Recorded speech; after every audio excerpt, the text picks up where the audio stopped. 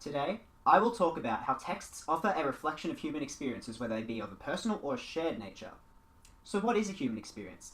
Well, Merriam-Webster defines human experience as the ultimate source and justification for all knowledge. A human experience can constitute emotions, events, and even going to work.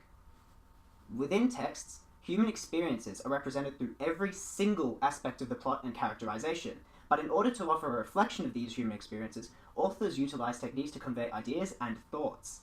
These devices can be organized into two different categories, one relating to literary form and structure, and the other relating to the language used. One aspect of the human experience that is extensively reflected through literature is trauma. In Tim Winton's Boy Behind the Curtain, trauma is one of the primary human experiences that are represented. This is especially present in the chapter Havoc, A Life in Accidents, where Winton recalls many of the traumas he has experienced from a young age, then connecting these events with his spiritual development as well as his maturity, an encapsulation of the wider idea that exposure to the darkness of life leads to a recognition of life's vulnerability, and therefore a lot of progress in the way we understand the world around us. Right from the beginning of the chapter, Winton immerses the reader into the story. Quote, "I remember the ordinary, reassuring smells inside the vehicle." Using the technique of synesthesia, Winton constructs vivid imagery for the reader, allowing the reader to immerse themselves further into the story, giving the reader a real impetus to connect with the human experiences reflected on within the text. He also offers a reflection of his traumatic experiences through the text, through the way he changes his writing style as the chapter progresses.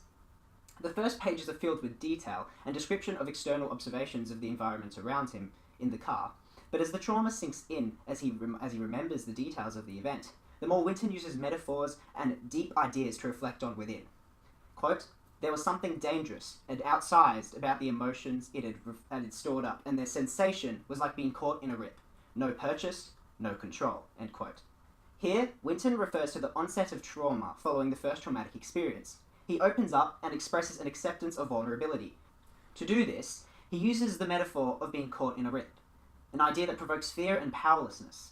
This analogy offers the audience his personal reflection on his experience with trauma, one which at the time made him feel helpless, lonely, and confused. As many human experiences do, experiencing trauma often evokes deep thoughts on the nature of life and humanity. As Winton reflects on his traumatic experience, he details that, quote, "Humans, you come to understand, are frail creatures. Yet, in a second, from thin air, they can manufacture chaos and carnage." Here, Winton links his personal experience of trauma to chaos. Through this idea, he also reflects on a substantial paradox of human nature, that we are so vulnerable and frail, but can be so destructive simultaneously.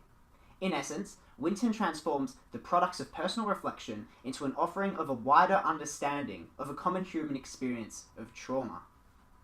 Another text that offers a reflection of trauma as a human experience is Sir John Betjeman's 5-stanza-long poem, Meditation on the A30. The text describes the experience of a man who is deeply dissatisfied with his marriage through the analogy of a driver's struggles navigating an intense motorway. Every driver knows the frustration and stress that manifests itself when in this situation, making the analogy extremely impactful as a representation of trauma. What makes this work so unique is that the structure of the poem is as significant as the language used in reflecting trauma as a human experience. Most clearly, the second and fourth lines of each stanza conclude on rhyming words, but the flow and tempo of each stanza, when you read the stanzas and compare them to each other, or the flow is just very erratic and dissonant. Through these creative decisions, Betjeman emphasizes the constancy of the theme of trauma through the character, the very vague character that he's created, also conveying a stressful hurry at the same time, making the work seem incomplete and amateurish. As a whole, this reflects a completely different side to trauma than what Tim Winton reflected. The constancy showcased in the poem demonstrates an ordered form of trauma, which contrasts Tim Winton's expression of the chaotic form of trauma. Unlike the personal experience reflected on by Tim Winton, the experience of trauma in Betjeman's poem is less connected to the protagonist, but more of a reflection of a shared human experience of trauma. This idea is developed from the first line, quote, "A man on his own in a car." We only ever know the main character is a man, and never anything more, hence making the poem a reflection of a more generalized person, so we could kind of manipulate that to say it's more reflective of society as a whole, rather than an individual like Tim Winton represented. Both Havoc, A Life in Accidents, and Meditation on the A30 offer reflections on the concept of trauma. What differs between the two is the nature of the experiences they represent. The intimate, personalised nature of Winton's provide an individualised understanding, whereas the poem of Benjamin stays away from personality and characterisation, offering a more general reflection of trauma. Another human experience that is shared by all is the arduous and often confusing search for meaning that encapsulates all of our experiences of being. This evolution is synonymous with a broader aspect of a shared human experience, where through one's development, an individual escapes naive delusions and learns their truth. In another of Winton's short stories, Twice on Sundays, Winton reflects on his personal, religious, and spiritual experiences. This encompasses the significance of Christianity and the church community in regards to his personal journey of finding meaning. In order to satisfy their search for meaning, many of us turn to organised faith and religious expression. Here, Winton is representing a major aspect of the shared human experience.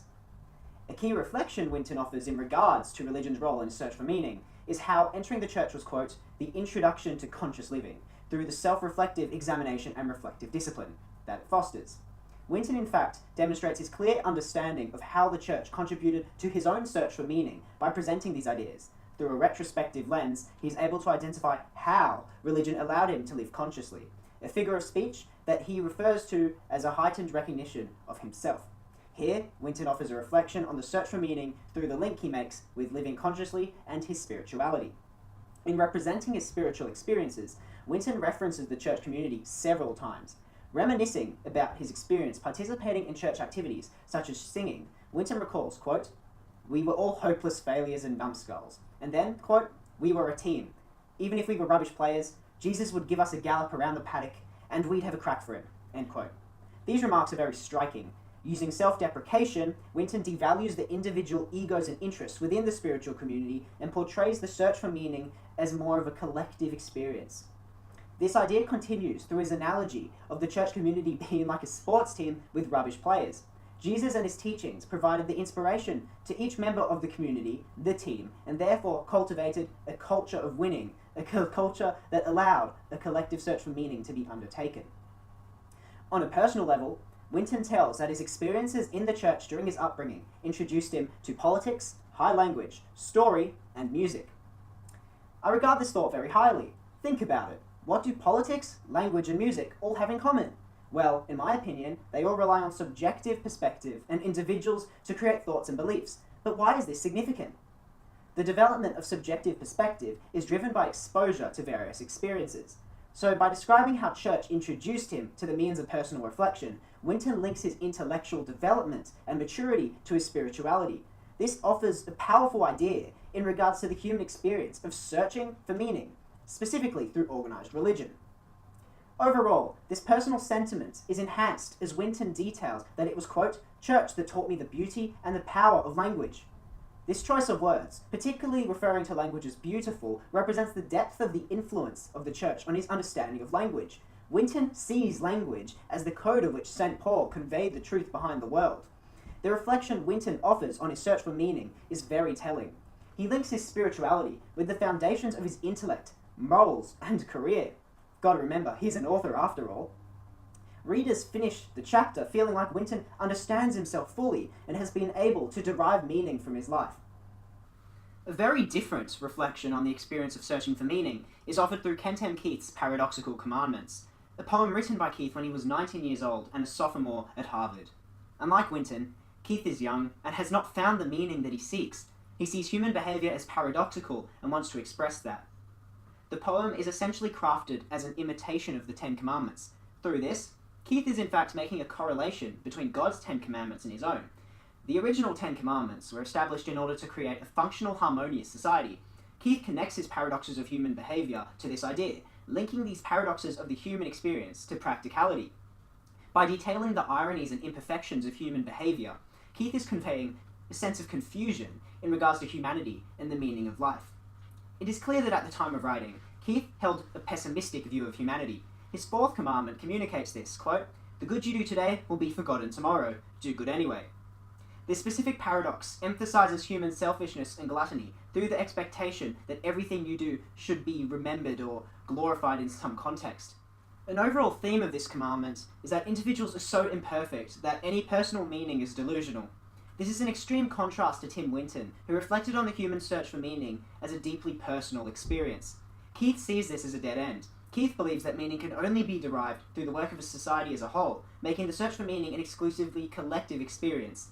The search for meaning is a universal human experience, which divides opinion like nothing else. Through texts, reflections on the search of meaning are offered, representing various different understandings of the human experience, as we just observed by comparing Tim Winton's Twice on Sundays to Kent M. Keith's Paradoxical Commandments. In summary, the human search for meaning and trauma are two experiences that are ever presently described and demonstrated through various texts and poems. Through the usage of language techniques and various devices relating to form and structure, authors can offer reflections on these experiences, whether they be deeply personal or shared. Thank you.